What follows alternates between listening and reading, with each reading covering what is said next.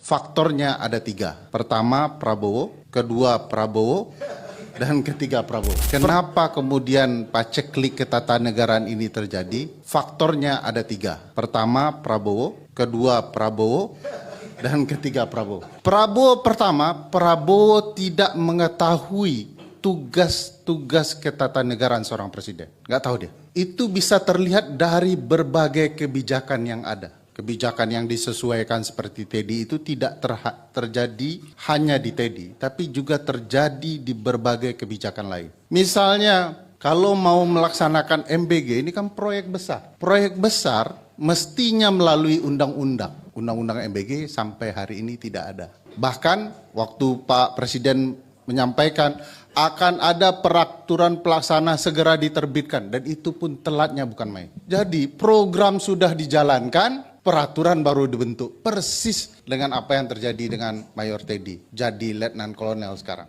Persis, semua hal. Kalau ada masalah keuangan, potong sana-sini tanpa perlu pertimbangan. TKD dihilangkan, bahkan lebih konyol lagi, Prabowo pertama ini, ketika dibutuhkan anggaran untuk petugas SPPG, yang dilakukan adalah pecat sebagian besar P3K. Ini pegawai kota obat istilah saya. Sudah penuh penderitaan mereka. Dipecat supaya petugas SPPG dilantik jadi P3K. Coba bayangkan. Logikanya sama. Selesaikan masalah dengan masalah baru, sesuaikan masalah dengan hal yang perlu disesuaikan. Pokoknya belakangan penyesuaiannya. Versi paling ekstrim dari seorang presiden sebenarnya. Begitu terlintas di kepalanya, dia putuskan itu jadi kebijakan. Jadi tidak heran muncul Prabowo kedua. Apa saja bisa dilakukan dengan format gentengisasi. Dari mana format gentengisasi? Tidak ada di kampanye, tidak ada di rencana Bappenas. Pokoknya muncul ketika dia pidato. Versi paling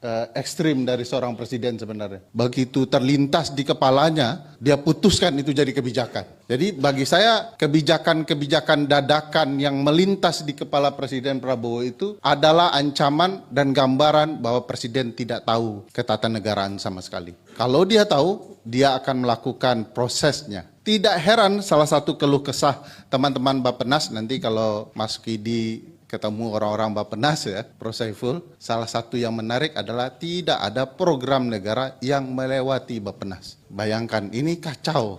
Cuman kita belum mau mengakui, masih ada bekas sisa-sisa Jokowi di hati Mas Alif itu. Jadi sisa Jokowi itu sebagian adalah Prabowo gitu ya.